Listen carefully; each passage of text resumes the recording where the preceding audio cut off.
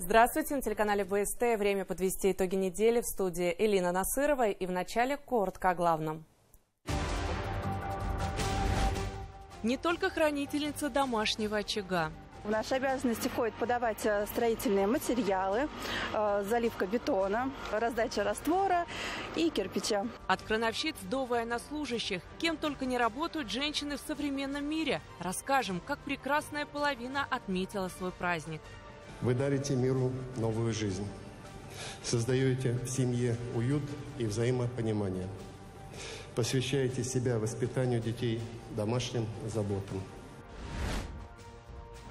Хищение в промышленных масштабах. Это промышленное использование электрической энергии, которая совершенно по другим тарифам должна поставляться. Как зарабатывают теневые майнеры и можно ли назвать добычу криптовалюты новой золотой жилой? 1-2 биткоина в год, это там 10-20 миллионов, даже 3, если может быть, да. В наше время невозможно практически окупить, либо только таким преступным путем. Через тернии к звездам. Вот эта кнопка. Пусть он точно следит. Давайте, да, 3, 4. В Уфе запустили в строительство самую высокую башню межвузовского кампуса. Это новый фундамент в инфраструктуру высшей школы. Действительно, Башкортостан был вообще первым регионом, в котором было завершено строительство одного из этапов, и который уже целый год функционирует и функционирует успешно.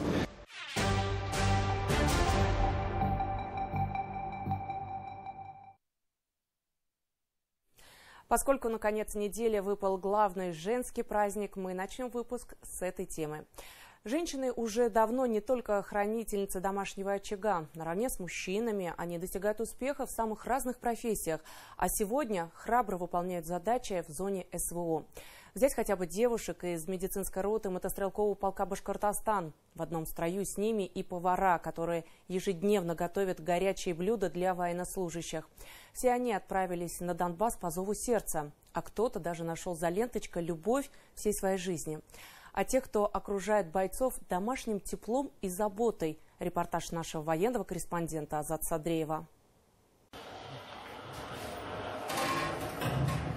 На гражданке в Башкортостане повар с позывным «Шеф» занималась сельским хозяйством, была успешным предпринимателем, владела магазином. Но 2 года назад приняла решение отправиться на СВО, чтобы поддержать бойцов.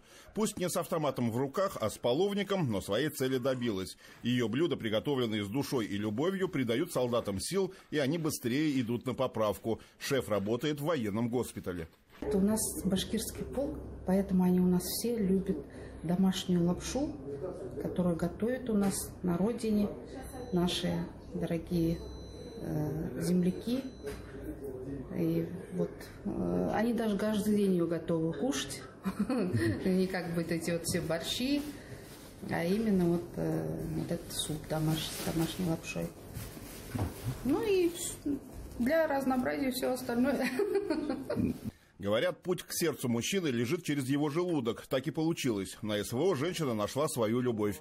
Боец с позывным «Осы», попробовав блюдо от шефа, влюбился и сделал предложение. Сейчас они муж и жена и во всем поддерживают друг друга. Но на 8 марта супруг поздравлял не только ее. На 8 марта сегодня-завтра будем делать сюрприз. Так говорится, будем стол накрывать, будем поздравлять. И в прошлом году в таком же духе прошло. В этом году тоже стараемся как-то, чтобы было еще лучше.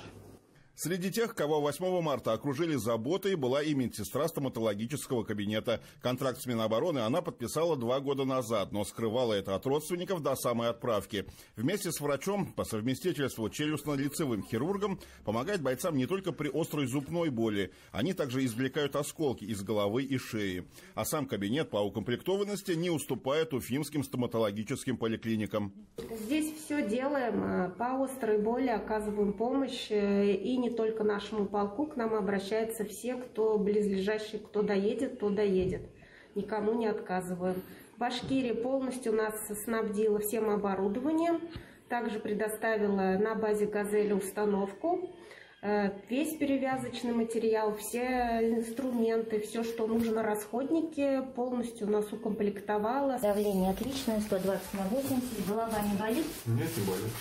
Встать на ноги раненым бойцам помогает и врач с позывным «Фиби». 15 лет она проработала анестезиологом в реанимации. Тактической медицине обучилась на боевом слаживании. На СВО отправилась спасать своих земляков. Знаете, я родилась и выросла в республике Башкортостан, чему безгранично рада, потому что для меня это лучшая республика. Лучшие люди, мы чуточку добрее, чуточку доброжелательнее, где-то дерзкие, тоже чуточку. Но мы вот такие, мы особенные. Мы, кстати, здесь на фронте очень выделяемся. Башкиры, вот реально мы выделяемся. Мы такие слегка безбашенные, но нам это нисколько не мешает, а мне кажется, наоборот, придает храбрости. Они ухаживают за нами как за родными, они просто ангелы. Спасибо им большое за работу. Может, дома кого-то тоже хотите привет, поздравления отправить? Хотелось бы поздравить маму, сестру, свою любимую девушку. Вот, с этим прекрасным праздником. За 2 года многое повидала и «Колибри». Чаще всего к ней поступают бойцы с осколочными ранениями. Своих пациентов сопровождает до самой выписки. И даже праздник провела на медицинском посту. Это хоть даже и праздник, даже и на гражданке также, Новый год, день рождения, какие-то праздники, это всегда работаешь. Вообще медицина – это такая одна из сфер, где мы работаем круглосуточно. К такому режиму привыкла и Юла. Сама из Самары, но после подписания контракта с Минобороны России попала в медроту полка «Башкортостан». И ни разу не пожалела об этом. Я очень рада. С такими сотрудниками добрыми и отзывчивыми я столкнулась впервые. Это очень такой добрый народ. Всегда поддержит, всегда поможет. Не только для бойцов мотострелкового полка «Башкортостан», но и военнослужащих из других подразделений наши врачи стали настоящими ангелами-хранителями. Они спасли сотни жизней здесь, в зоне проведения специальной военной операции. По словам солдат, даже их доброе слово помогает скорее поправиться после тяжелых ранений. В честь 8 марта сослуживцы приготовили прекрасной половине своего коллектива не только праздничный стол, но и концертную программу. Собирать всех в одном месте пришлось по рации. Пусть ненадолго, но женщины забыли о службе и вновь почувствовали себя хрупкими и нежными, хоть и с сильным характером.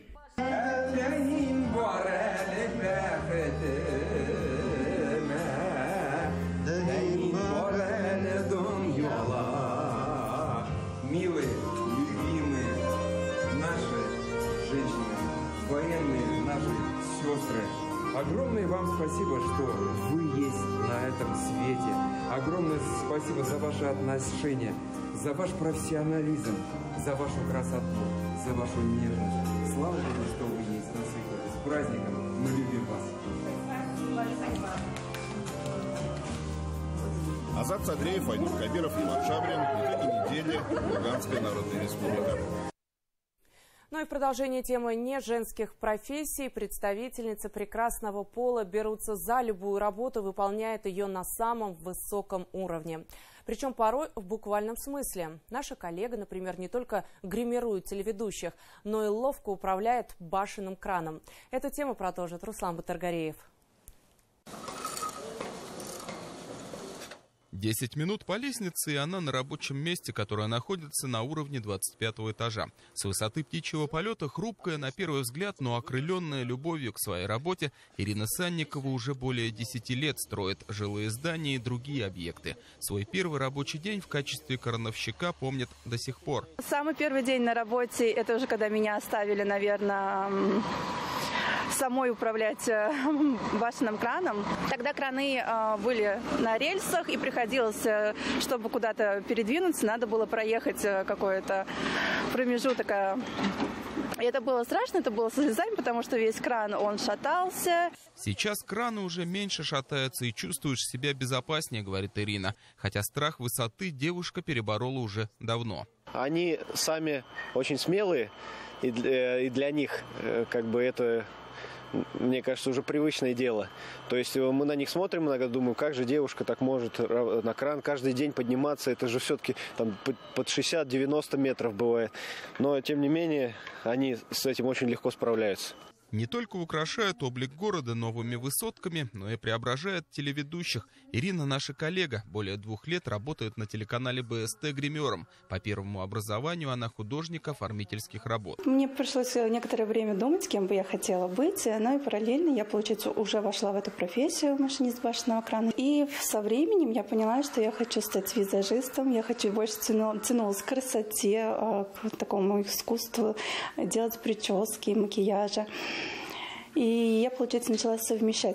К красоте всегда тянулась и Елена Кудашова. Долгие годы предприниматель из Краснокамского района выращивает цветы. Сначала делала это в домашних условиях, а позже, благодаря господдержке, превратила любимое дело в бизнес. На средства, полученные по программе предоставления адресной помощи по социальному контракту, девушка построила теплицу. У меня в плане в этом году вырастить порядка 10 тысяч растений и реализовать их. Уже с организациями тоже предварительно заказы я получаю. В последующем хочется выйти на большие размеры, то есть 20-30 тысяч. А вот Илюса Валеева цветов не выращивает, но тоже делает жизнь окружающих краше. 11-й год она работает дворником в одном из уфимских ЖЭО. И даже в Международный женский день принимала поздравления на рабочем месте. Как и диспетчеры управления гражданской защиты. Праздники для них всегда проходят напряженно. Получаем на разные темы обращения от граждан. То есть там и связано с полицией, пожары, аварийные ситуации. Конечно, не профессия, но тоже нелегкий труд воспитывать детей. А когда их 7, это уже серьезное достижение. В самом начале супружеской жизни Анастасия Дерябина и не думала, что станет многодетной матерью. Но любовь к детям сделала свое дело. Сперва 3 детей было. Потом я узнала, что у меня двойняшки. Естественно, мы даже и не думали. И вот родились и наши двойняшки. Потом доченьку. И вот младшего Матвея.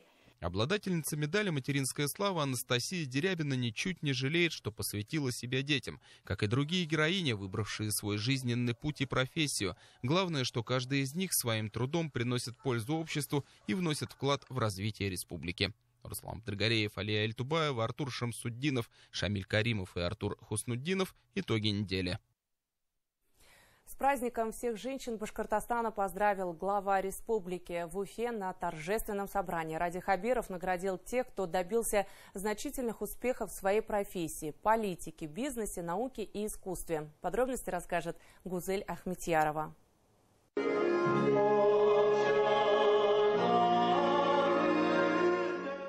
Более 70 лет на сцене и до сих пор продолжает радовать поклонников своим ярким творчеством. Каждая роль для Савии Сираевой – это полная отдача зрителю. Перед публикой она не играет, а проживает жизнь своего персонажа. Ее талантом восхищаются многие, для кого-то она служит примером.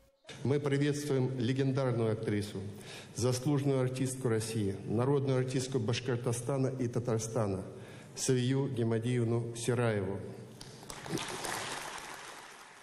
Савию Сираеву Ради Хабиров не просто упомянул как профессионала большой сцены, но и вручил артистке награду от президента страны – орден за заслуги в культуре и искусстве. Я уже 70 лет на сцене.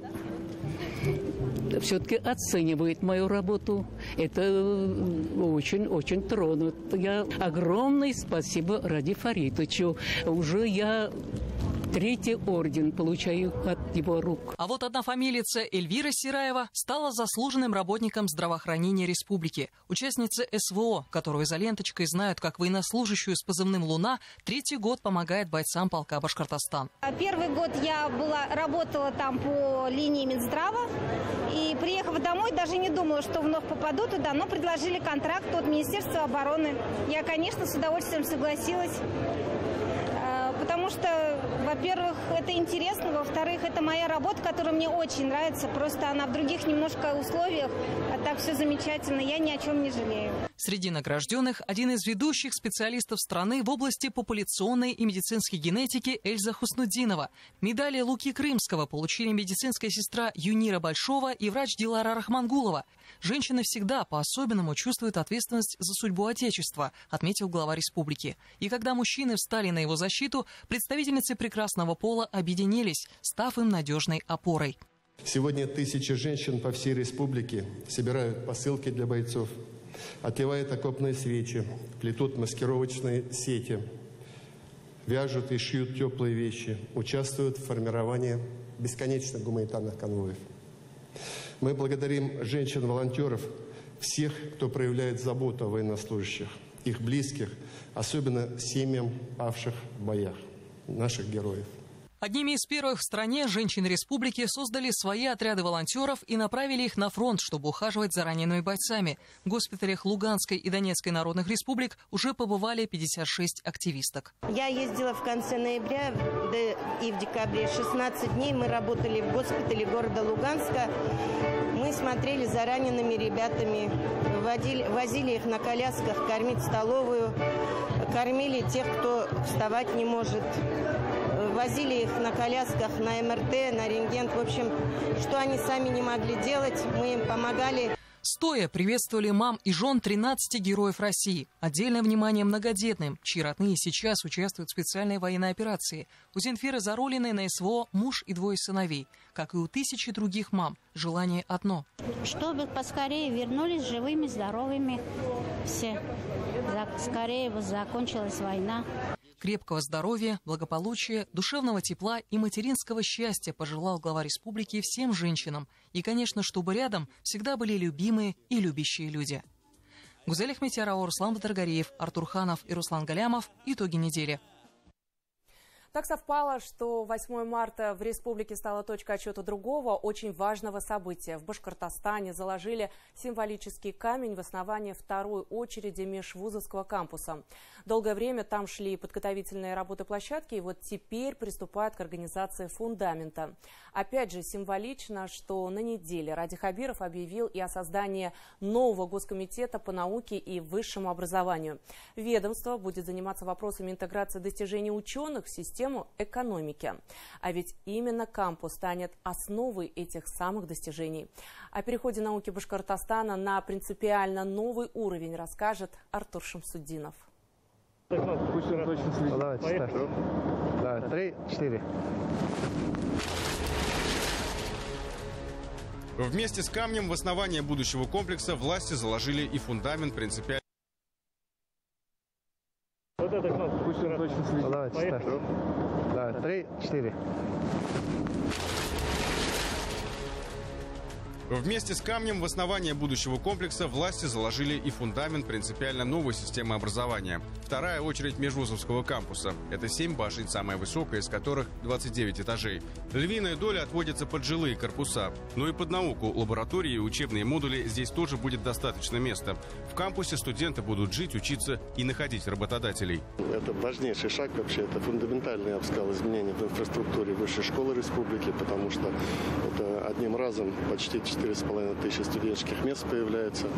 При этом это не просто вот в нашем таком обычном понимании общежития. Это, по сути, студенческие гостиничные места.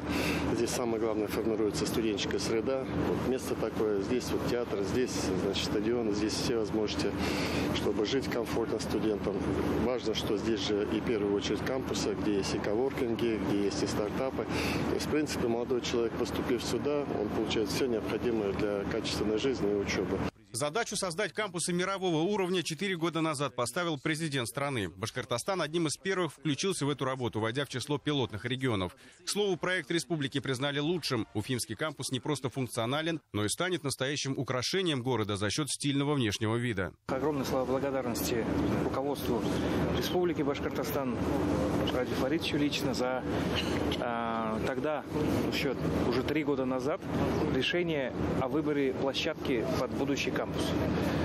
Действительно, Башкортостан был в числе первых победителей и вообще первым регионом, в котором было завершено строительство одного из этапов, и который уже целый год функционирует и функционирует успешно, зданий этого IQ-парка позади нас находящегося.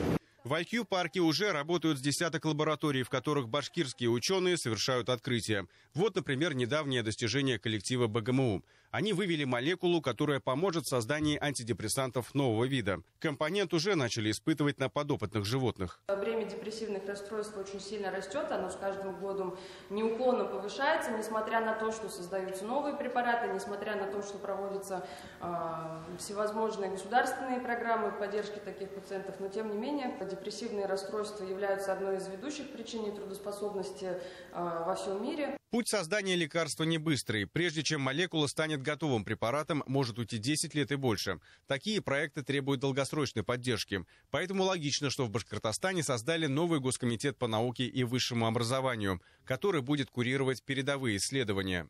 А новые знания, они же рождаются во всех отраслях науки. В аграрной, в медицинской, так сказать, машиностроении, в академических отраслях знаний. Я имею в виду математику, химию, химические технологии.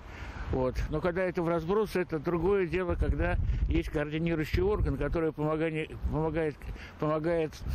сконцентрировать как кадры, так и финансовые ресурсы. Потому что это явно будет и ускорять процесс научных открытий. Через развитие науки регион намерен не только сохранить интеллектуальное лидерство в ПФО, но и стать центром притяжения для талантливых исследователей со всей страны. Успешно функционируют и реализуют свои исследования научно-исследовательские институты Российской академии наук под эгидой УФИЦРАН. Это вузы республики. И я считаю, что вот для координации деятельности таких крупных центров и в интересах развития экономики, прежде всего, Республики Башкортостан, конечно же, своевременное и очень важное было принято решение главой республики о создании Государственного комитета. Реформа регионального образования отражает комплексный подход к вызовам времени, от импортозамещения до технологического суверенитета. Причем главное не просто исследования, но и внедрение их в производство. Мы связываем развитие экономики, вообще развитие нашей республики, конечно, с более глубокой кооперацией достижения науки. И для этого нам нужен самостоятельный орган, который за это будет отвечать. Объем работы очень большой. Вот буквально в субботу, 15 марта, состоится защита заявок 3 наших вузов на приоритет 2030. Сами знаете, это дает очень сильный толчок развития научных исследований, и это очень хорошее федеральное финансирование. Перед башкирскими учеными все больше возможностей для открытий. И что немаловажно, все больше возможностей внутри региона для выпускников, которые решают, куда идти учиться. Недаром в Башкортостане взяли курс на поддержку молодых исследователей через стипендиальные программы и грантовые конкурсы. Образованный по инициативе Радия Хабирова новый Госкомитет позволит усилить эту работу. Ну а кампус, как трамплин, станет мощной стартовой площадкой. С высоты птичьего полета площадка напоминает огромный геометрический круг. Теперь уже официально здесь дали старт строительству основному ансамблю зданий вместе со стилобатом, который объединит их в единую композицию. Причем, как было отмечено, у строителей очень жесткие рамки. Стройку века должны завершить в рекордно короткие сроки, всего за 2 года. Артур Шамсудинов, Роберт Давлетбердин и Руслан Галямов. Итоги недели. К слову о молодежи. По итогам прошлого года в Башкортостане было разыграно 143 гранта на 80 миллионов рублей. По объему привлеченных грантовых средств республика заняла 5-е место среди регионов страны и 2-е в Приволжском федеральном округе. Власти в целом дают акцент на поддержке подрастающего поколения. На этой неделе Ради Хабиров сообщил о преобразовании Госкомитета республики по молодежной политике в министерство. Что изменится и какие возможности откроются для молодых людей, расскажет наш корреспондент Алия Альтубаева.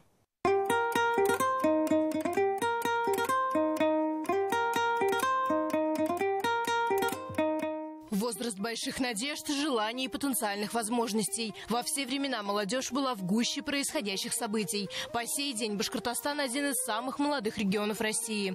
Студенты вузов и СУЗов активно пользуются ресурсами для реализации своего потенциала. Уже 3 года Гульназ Дильмухаметова знакомит иностранную молодежь с национальной культурой республики. В 2022 году я подала на всероссийский конкурс молодежных проектов в рамках форума «Социальное призвание» в Санкт-Петербурге. И там, получается, я выиграла грант в размере 280 тысяч рублей на проведение культурно-образовательного этнофорума. На следующий год после реализации первого гранта выиграла уже грант в размере 800 тысяч рублей. И уже провели мы форум на региональном уровне с большим количеством участников. И, в общем, мы просто продолжали одну и ту же идею на протяжении 3 лет. Сейчас девушка делает упор на наставничество, помогая будущим студентам в написании проектов. Мы хотим создать арт-кластер под названием «Юнона» для молодежи и пенсионеров, молодежи социальных приютов и жителей домов престарелых. Они смогут научиться базе рисования. Они сидят одни в основном, они социально изолированы. Для них нужно найти что-то новое. По поручению Владимира Путина в рамках программы «Культурное шефство» в регионах открылись международные клубы дружбы. В Башкортостане он стартовал в сентябре прошлого года на площадке «Пространство Яшлек». В приоритете создание современных пространств, где молодежь сможет проводить досуг, вовлекаться в позитивные события, а также формировать свою траекторию развития. Благодаря федеральным и региональным возможностям за последние годы удалось обновить ряд помещений в муниципалитетах республики. Активисты сосредоточены не только в столице Башкортостана. Больше 10 лет Орлеан Габдулхаков из Татышлинского района посвятил танцам, что и подтолкнуло его на создание своей школы современной хореографии. В рамках Всероссийского молодежного форума движения первых «Иволга» он выиграл грант в размере 139 тысяч рублей. Импульс существует уже как полгода, и за это время мы изучили технику современной хореографии, а именно хип-хоп, модерн, локинг, контемпорари, стрит-дэнс. Также мои ученики проходят обучение в актерском мастерстве, импровизации, психологии, которые проводит команда моего проекта. Также в республике функционируют студенческие отряды. За 3 года их представители привлекли в экономику региона более миллиарда рублей. Выстроена системная работа гражданско-патриотического движения, добровольчества и волонтерства. В муниципалитетах работают волонтерские штабы под патронажем Госкомитета по молодежной политике. В скором времени он станет министерством. В моем графике достаточно много решений, много того, что связано именно с работой с молодежью. Вообще для нас это главная задача. Вот мы когда-то уйдем с этих наших должностей, после нас придут вот эти молодые еще люди, которые должны прийти уже с осознанным, с ясной головой, с правильным позиционированием себя в жизни по отношению к государству, к личности. На своем примере Ради Хабиров показывает необходимость активного взаимодействия с молодежью. Еженедельно встречается с подрастающим поколением на площадках вузов, в парке «Патриот», кампусе и на других локациях. Как считают эксперты, преобразование Госкомитета в министерство позволит создать еще более доверительную атмосферу для диалога между властью и молодыми людьми. Объединение образования, культуры, социальной сферы позволит эффективнее внедрять проекты патриотического воспитания и молодежного предпринимательства. В-третьих, это ответ на внешнюю растущую угрозу, которая пытается включить нашу молодежь в различные преступную деятельность и заставляет деструктурировать извне. Говоря о прогрессе, только за прошлый год молодежь Башкортостана выиграла 143 гранта на общую сумму в почти 80 миллионов рублей. По объему привлеченных грантовых средств республика заняла 5-е место по России и 2-е среди регионов ПФО. Конечно, вот создание министерства, благодаря руководству, у нас, у молодежи появится больше возможностей. Как вы считаете, какие возможности появятся? Я думаю, определенно это увеличение полезных для них событий, полезных для них проектов, ну и возможностей, в том числе там где-то в обучении, потому что чтобы молодой человек выиграл грант, его нужно обучить. А чтобы обучить, это определенно тоже нужно какие-то ресурсы. Поддерживая молодежь, власти создают основу для социально-экономического роста, укрепления кадрового потенциала, улучшения условий для работы и возможность участвовать в принятии управленческих решений поможет Башкортостану развиваться еще динамичнее и эффективнее. Алия Эльтубаева, Артур Хуснуддинов. Итоги недели. Башкортостан сохранит контроль над БСК. В Совете директоров большинство будет за представителями региона. Об этом говорят эксперты, комментируя указ Владимира Путина об исключении башкирской содовой компании с перечня стратегических предприятий. Президент страны подписал указ в понедельник. БСК – один из ключевых активов республики, поэтому ее дальнейшая судьба и перспективы волнуют многих. Но поводов для беспокойства нет, отмечают в пресс-службе главы Башкортостана. Отсутствие нервозности как на федеральном, так и на республиканском уровне при перераспределении федерального пакета акций в очередной раз свидетельствует о том, что сохраняются те договоренности, которые были достигнуты в 2020 году между Радием Хабировым и Владимиром Путиным. Башкортостан сохраняет свой контроль над предприятием, и республиканскому пакету акций в этой части ничего не угрожает. Мы видим, что после перераспределения федерального пакета акций для Республики Башкортостан в целом ничего не поменяется. Эксперты подчеркивают, доходы от БСК будут направлены на реализацию социальных гарантий для жителей Башкортостана. По словам политологов, исключение БСК из числа стратегических предприятий, исходя из взвешенной и спокойной реакции руководства республики, было проработано с учетом интересов региона. Это откроет новые возможности для привлечения инвестиций, модернизации производства и расширения промышленного потенциала региона. Решения, которые приняты, они обеспечивают и сохранение экономического потенциала предприятия, и сохранение тех социальных обязательств, которые есть, увеличение этого предприятия федеральной программы.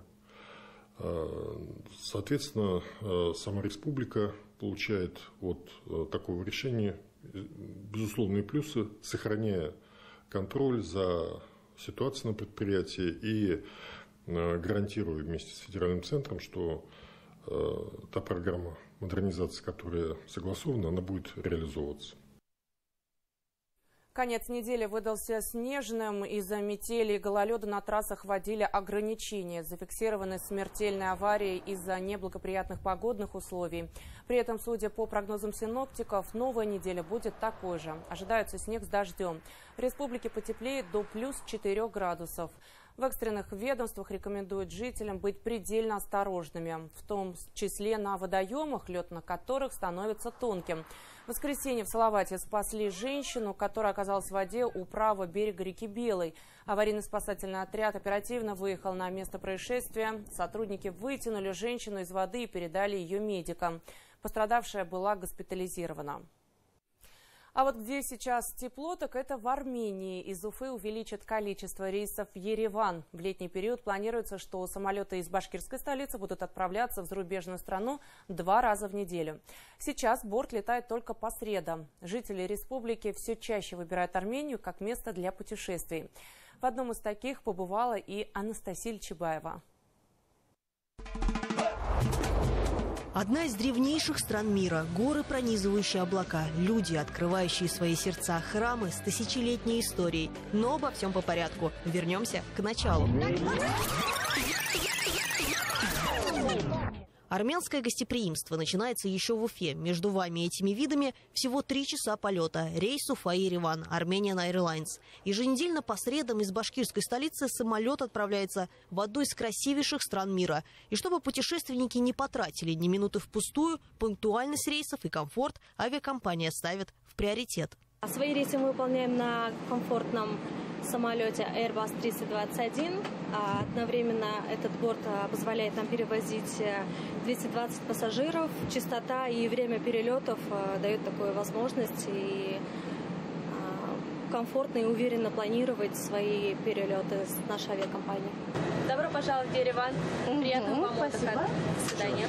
Замечательно. Добро пожаловать в Ереван. Людям, прибывающим в Армению, я думаю, они получат огромное удовольствие, побывав в разных частях Армении. Да, она маленькая, и я думаю, здесь расстояние не помеха. То есть доехать с одного края в другой край Армении, насладиться буквально природой и всеми остальными достопримечательностями.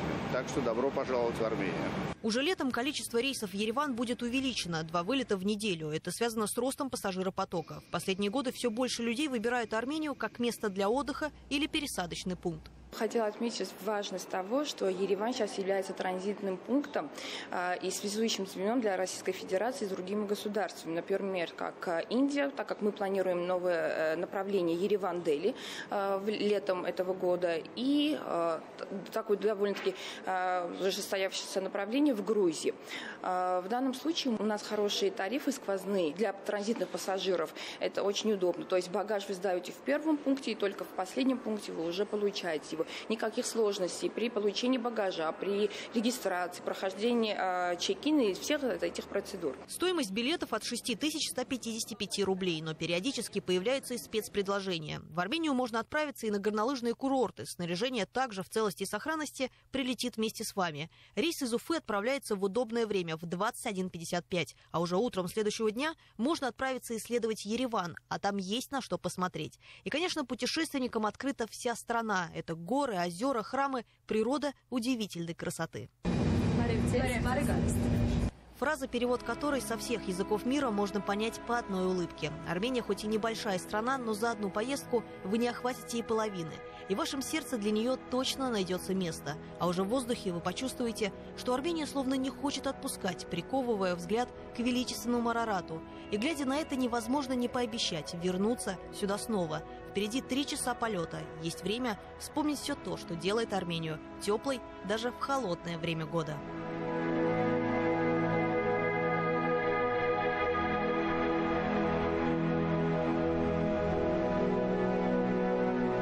Анастасия Ильчебаева, Роберт Давлетбердин. Итоги недели. В республике, как и по всей стране, распространяется серая схема майнинга, то есть добыча криптовалюты. Одна из самых громких последних историй – незаконная майнинговая ферма в одном из садовых товариществ. Бывший председатель нелегально подключился к сетям, добывая криптовалюту, а дачникам впоследствии пришел счет на электроэнергию на 116 миллионов рублей. На неделе в Уфимском районном суде начались разбирательства по делу. Детали и комментарии экспертов в репортаже Тимура Давлетова. Вместо того, чтобы готовиться к дачному сезону, садоводы СНТ «Локомотив» вынуждены копаться в бумагах и обивать пороги суда. Они пытаются доказать, что они могли потребить электроэнергии на сумму свыше 100 миллионов рублей. А все это, по их словам, проделки бывшего председателя СНТ, который эти деньги намайнил прямо на своем участке. Знаете, в чем страх? Страх в том, что, допустим, если сейчас даже в период судебных вот этих вот мероприятий возьмут, допустим, судебные приставы арестуют наши счета, это практически мы не сможем пользоваться ничем. Садоводы СНТ «Локомотив» в январе этого года внезапно узнали, что они злостные неплательщики. Согласно бумагам и постановлениям, они задолжали РЖД сумму в 116 миллионов рублей. У нас за год выходит где-то около 100 тысяч со всех участков, но никак не 100 миллионов. Садоводы провели свое расследование и вместе с нашей съемочной группой попали на участок бывшего председателя СНТ. Если верить людям, то тут была настоящая майнинговая ферма. Также дачники выяснили, что трансформатор, который экс-председатель покупал за их деньги, был самовольно подключен к РЖД. Начальника участка железной дороги за эти манипуляции, кстати, уволили, а правоохранительные органы возбудили уголовное дело. Иск от Трансэнерго, филиала ОАО РЖД, был направлен к бывшему председателю СНТ «Локомотив-86» Хабибуллину ДА в связи с незаконным бездоговорным потреблением электроэнергии с опоры контактной сети одного из перегонов ОАО РЖД в черте города Уфа. Что такое майнинг? Говоря простыми словами, это добыча криптовалюты, в процессе которой компьютер проводит сложные вычисления. Для выполнения виртуальных транзакций требуется мощное оборудование, как правило, видеокарты. Все это стоит недешево. Самая популярная валюта для добычи биткоин. Оценить, сколько денег мог заработать предприимчивый садовод, сложно, но в любом случае, уверены эксперты, расходы несоизмеримо выше полученной прибыли. То есть, если там было какое-то среднее оборудование, которое нужно было закупить еще, опять-таки, это на миллиона 4-5, это где-то 20 единиц среднего оборудования, а они могли выдавать там в год 1-2 биткоина, это максимум. Поэтому стоимость биткоина там даже за последний год тоже опять-таки подверглась некой волатильности. Это от 6 до 10 миллионов за один биткоин. С 1 ноября 2024 года майнинг в России официально разрешен. Заниматься этим могут ИП и юрлица, зарегистрированные в специальном налоговом реестре. Физлица могут добывать криптовалюты и без включения в список, но в пределах лимитов энергопотребления. И, конечно, оплачивать счета нужно самому. Тут надо понимать еще такую вещь, что даже если подключение само по себе законное, то это все равно хищение, потому что если, учитывая громадное количество потребляемой энергии для создания вот этой криптовалюты, соответственно, это промышленное использование электрической энергии, которая совершенно по другим тарифам должна поставляться. Сложность в том именно то, что они должны быть застигнуты на месте преступления, должно быть изъято это оборудование. Это достаточно сложно сделать. Сам бывший председатель СНТ трубки телефона не берет, на заседание не приходит. Ответ держит его представитель, который заявил, мол, тот к садовому товариществу никакого отношения не имеет. Поскольку до настоящего момента иных каких-то документов, которые свидетельствуют о том, что он являлся владельцем этих земельных участков, не предоставлено, мы, в принципе, поддерживаем те доводы, которые были изложены ранее в судебном разбирательстве о том, что Хабибуллин, повторюсь, опять же, не имеет отношения к данным земельным участкам. Однако бумаги на руках у садоводов говорят об обратном. С 2019 года он являлся председателем СНТ и всегда проживал на своем участке. Вопросов остается еще много, поэтому заседание отложили на 18 апреля. Тогда должны явиться представители энергосбытовой компании, куда и платили садоводы. Кроме того, предоставить суду документы будет обязана и казначей СНТ. Именно через нее проходили все платежи. Как говорят юристы, которые представляют интересы садоводов в суде, работы еще много. Сейчас правозащитники намерены привлечь бывшего председателя СНТ к уголовной ответственности по статье «Мошенничество». Что же касается самих дачников, то они, конечно же, хотят, чтобы судебные разбирательства завершились как можно скорее, чтобы вступить в новый сезон без долгов и обременений. Тимур Давлетов, Вадим Исламов, Артур Шамсудинов. Итоги недели. Больше экспертов и больше общения с аудиторией. Программа телеканала БСТ «Счастливый час» будет выходить в новом формате и с новым названием «Территория счастья». 5 дней в неделю в эфире на русском и башкирском языках будут разбирать самые волнующие и интересные темы. Здоровье, образование, бизнес, культура и многое другое. У зрителей будет возможность пообщаться с экспертами и задавать свои вопросы, а еще получить подарки. Подробнее в сюжете Эмили Басареева. Ты не забывай, вот эти мы можем двигать. Я предлагаю. Давай сейчас двигать. Вот тебе и не будет на 6-й уже. Все. Тогда. Последние приготовления. Работники студии дорабатывают финальные штрихи с освещением и декорациями. Новая передача требует и нового оформления. Все должно быть в едином гармоничном стиле. На его подбор, кстати, ушло немало времени. Рассматривались разные варианты, прорабатывались все детали. Привозили несколько цветопроб сюда, смотрели уже, как это будет после печати, после того, как это высветит светом, после того, как это снимет камера. Главная наша задача была в том, чтобы, листая телевизор, зритель остановился именно на нашем канале, на нашей телепередаче, то есть студия должна быть яркая. И, конечно же, яркими будут ведущие. Их, к слову, 10. По 5 будут вести передачу на русском и башкирском языках. Каждый день будет посвящен какой-то определенной тематике. Семья, обучение и развитие своего дела, культура и искусство, здоровье и медицина, психология и духовное развитие. Перед запуском передачи с каждой ведущей по отдельности репетируются проходки и индивидуальные текстовые подводки. Мы в таком предвкушении, есть даже такое приятное волнение. Я буду вести программу «Территория счастья» по понедельникам. У меня тематика будет материнство, быт, воспитание. Мне самой очень интересны эти темы, поскольку у самой 3 детей. И когда у ведущей у самой есть опыт какой-то, да, и заинтересованность, это очень круто. Это совершенно другой диалог со спикерами на одном языке, на одной волне. На русском языке передача называется «Территория счастья» и будет выходить днем в 12:30, а на башкирском «Бахателе» в эфире в 14:00. Вопросы, которые будут разбираться, полезны самой широкой аудитории. Мне выпала честь вести программу по вторникам. Это бизнес-тема. И поставлена задача, чтобы проект был максимально полезен телезрителям. Проект не только для женщин, а для всех интересующихся бизнесом. Я буду эфирить каждый четверг в 14:00 на башкирском языке по теме медицина. Если медицина, это значит этот эфир для всех. У нас в студии будут полезные спикеры по теме. Ближайшие темы у нас стоматология, туберкулез, инфекционные заболевания и здоровый образ жизни. Новая передача – совместный проект телеканала БСТ и благотворительного фонда «Территория счастья». Каждый день в прямом эфире зрители будут ждать полезные советы от экспертов. Причем в студии будут гости не только регионального, но и федерального уровней. Таким образом, дневной телеканал поднимается на новую ступень. Благотворительный фонд со своими проектами объездил большую часть нашей республики. Это тоже целевая аудитория женщины. Мы с ними очень много общались, взаимодействовали. Мы прекрасно знаем их запросы. Они хотят учиться, развиваться. Мы знаем их запросы, какая информация им нужна и что бы они хотели получать ежедневно в эфире телеканала. Мы решили свои наработки, знания и данные использовать для того, чтобы обновить этот проект и сделать уже такой телеформат, который будет закрывать все потребности нашей женской аудитории. Старт проекта уже в этот понедельник. Зрители смогут общаться с экспертами, а также выигрывать подарки. Регулярно будут проходить розыгрыши призов.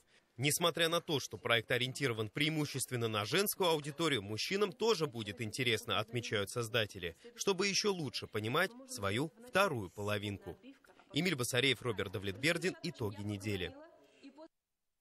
Уфимский дворец борьбы успешно справился с проведением еще одних важных соревнований. В столице республики принимало первенство России по греко-римской борьбе среди юниоров до 21 года памяти Героя России Максима Серафимова. В Уфе собрались самые талантливые молодые спортсмены России из 54 регионов. Республику представили 18 атлетов. Подробнее в сюжете Артем Котшева. Столица Башкортостана превращается в один из главных центров развития греко-римской борьбы в стране. Очередное доказательство – прошедшее первенство. Уфа собрала самых перспективных борцов из более чем 50 регионов. Уже через несколько лет многие из них будут представлять страну на Олимпийских играх и других престижных стартах. Турнир посвятили памяти Героя России Максима Серафимова. За поединками с трибун наблюдали его родители. Также по традиции Уфу посетили многие известные спортсмены. Сегодня что я хотел пожелать молодым борцам, которые сегодня приехали на этот чемпионат? Быть сильными и достойными памяти этого человека. Сражаться на каждом сантиметре за желание проявить себя, прославить свою фамилию, сделать нашу страну еще сильнее. Эти соревнования были отборочными на первенство мира и Европы среди юниоров до 21 года. За всеми поединками наблюдал старший тренер юниорской сборной страны Николай Монов. В Уфу он приезжал 4 года назад, когда столица республики принимала первенство мира среди борцов этого возраста. Уфа и Башкирия для нас это ностальгия. Ностальгия прежде всего по замечательной организации и соревнований всех уровней. И это связано не только, как вы прекрасно знаете, с историей, да, с этим триумфальным выступлением на первенстве мира юниорском, которое у нас было в 2021 году. И, конечно же, триумф – это построение дворца борьбы, которого нет ни в одном регионе. По итогам турнира двое борцов из Башкортостана стали призерами. Илья Кандалин сумел завоевать серебро. Башкирский борец выступал в категории 55 килограммов.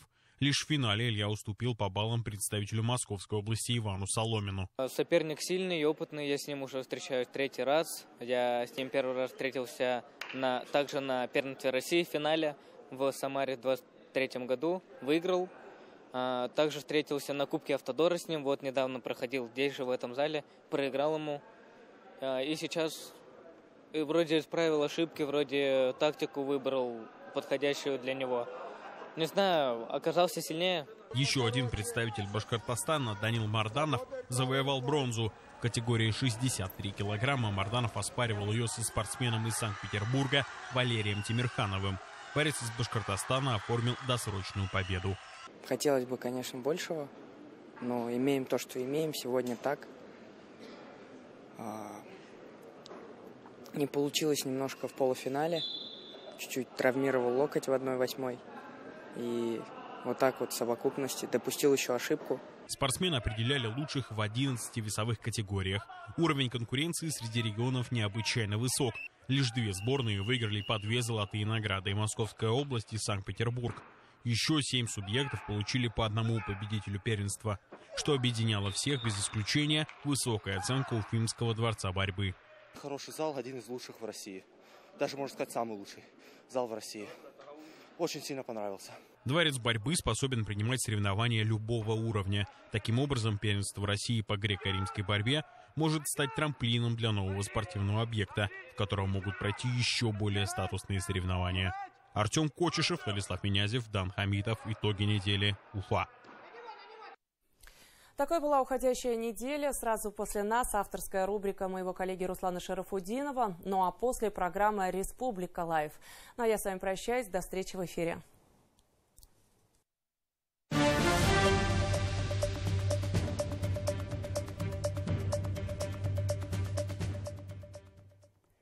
Здравствуйте, я Руслан Шарафудинов. Между нами запахло весной, но метелям пока не отбой. Мои коллеги в итогах недели подробно рассказали о ее событиях, которых было в избытке. Но все-таки особое место в этом ряду занимает история с содой. И по своему удельному весу для экономики республики, и по драматизму истории вопроса. Ставки очень высоки, хотя настоящая глубина интриги остается за кулисами большой реальной политики. Итак, еще раз, на этой неделе стало известно об указе президента Путина об исключении соды из перечня стратегических предприятий и прекращении доверительного управления федеральным пакетом акций содового гиганта. И по существу это первый шаг к приватизации монополиста производства кальцинированной соды не только России, но и Европы. Так давайте разберемся, чем это грозит, если вообще грозит интересам Башкортостана. Сразу поясним, мы не только остаемся при своем, но даже еще и приобретаем. Доля республики в соде сохраняется за ней, как и большинство в Совете директоров. Будущей приватизации подлежит федеральный пакет акций соды.